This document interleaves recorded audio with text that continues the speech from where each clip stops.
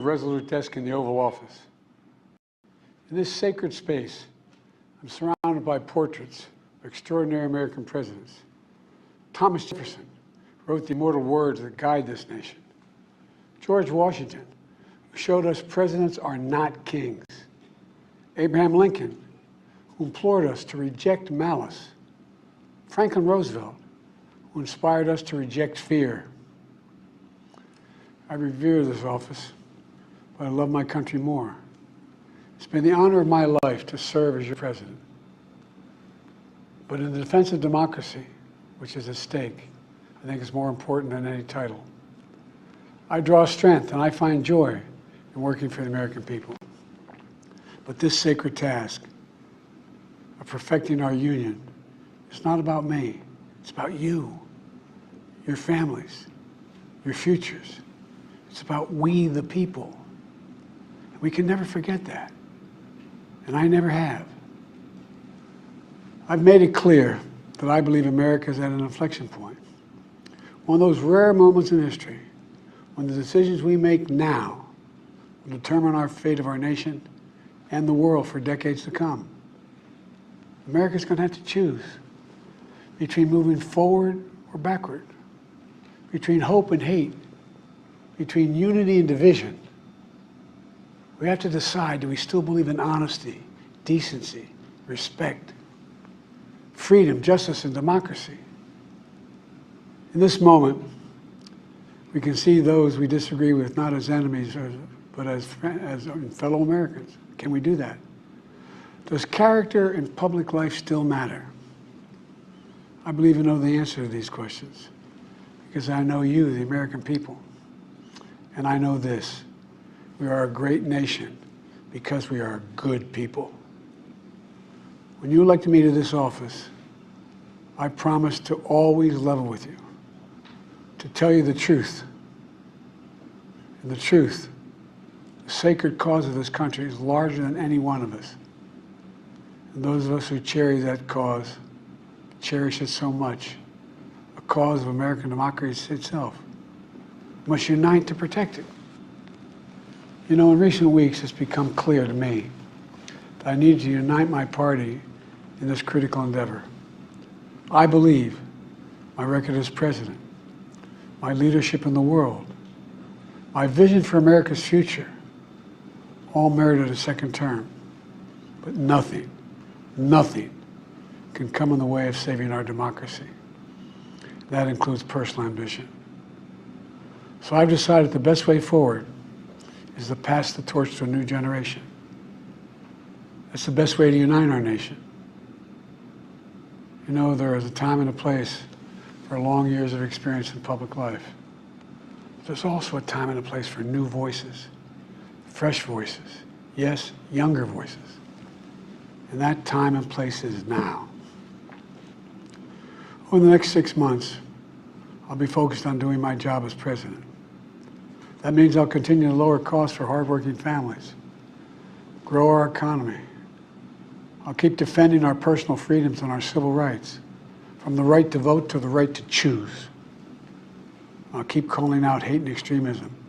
Make it clear there is no place in America for political violence or any violence ever, period. I'm going to keep speaking out to protect our kids from gun violence, our planet from climate crisis that is the existential threat. And I will keep fighting for my cancer moonshot so we can end cancer as we know it, because we can do it. And I'm going to call for Supreme Court reform because this is critical to our democracy, Supreme Court reform. You know, I will keep working to ensure America remains strong and secure and the leader of the free world. I'm the first president in this century to report to the American people that the United States is not at war anywhere in the world. We'll keep rallying a coalition of proud nations to stop Putin from taking over Ukraine and doing more damage. We'll keep NATO stronger, and I'll make it more powerful and more united than any time in all of our history. I'll keep doing the same for our allies in the Pacific.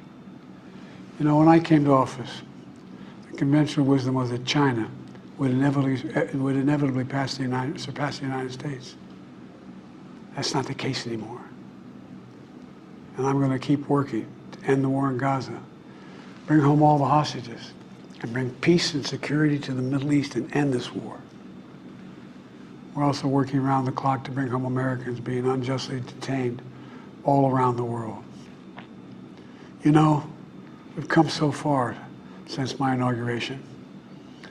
On that day I told you, as I stood in that winter, we stood in a winter of peril and a winter of possibilities.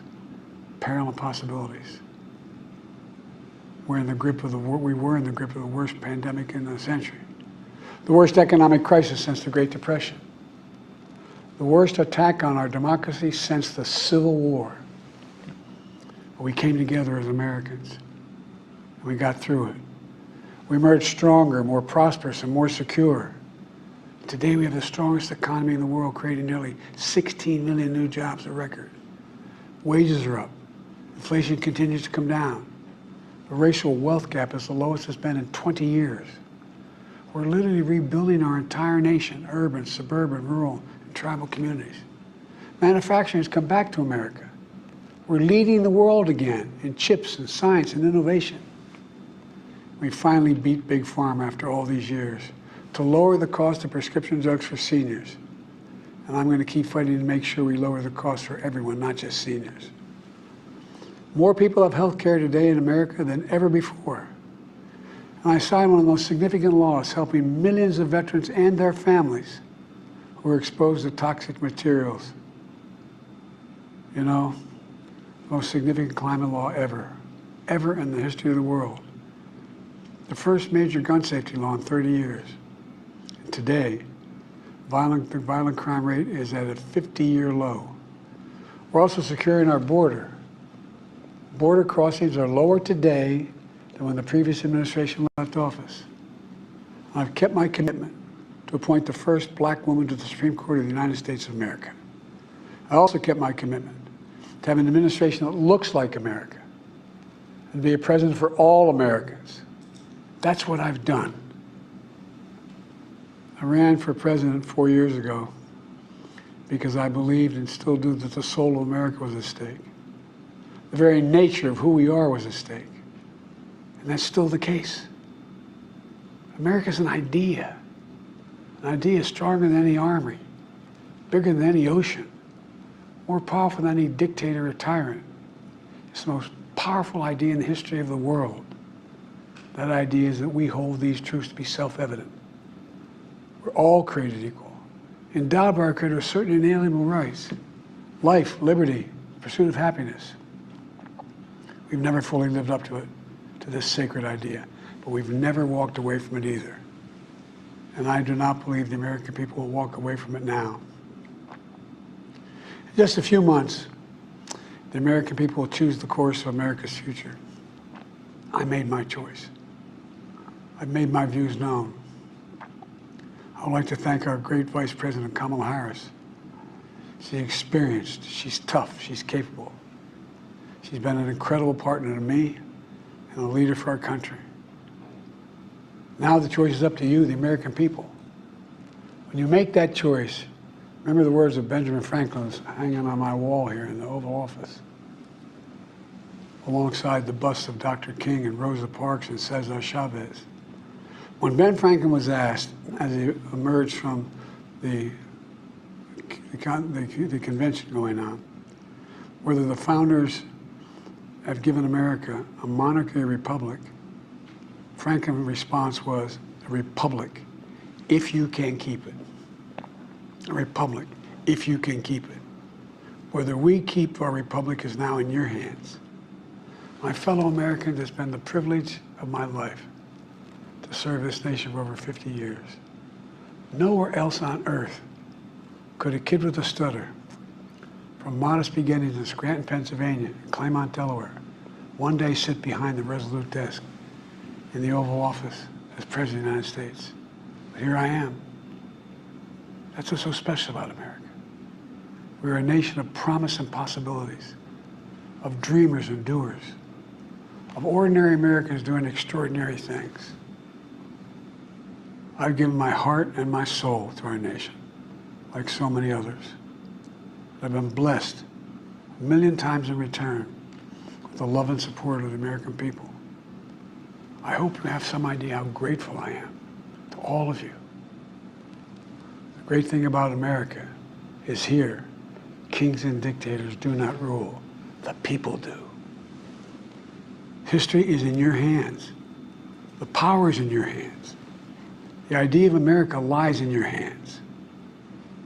You just have to keep faith, keep the faith. And remember who we are. We're the United States of America. And there's simply nothing beyond our capacity when we do it together. So let's act together, preserve our democracy. God bless you all, and may God protect you.